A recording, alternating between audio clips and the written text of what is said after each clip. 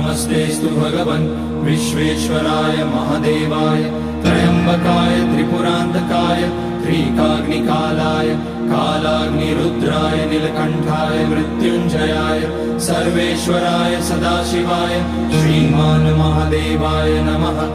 ॐ नमः शम्भवाय च मयोभवाय च नमः शङ्कराय च मयस्कराय च नमः शिवाय च शिवतराय च। ॐ त्र्यम्बकं यजामहे सुगन्धिं पुष्टिवर्धनम् उर्वारुकमिव बन्धनान् मृत्योर्मुक्ष्यमामृतात्।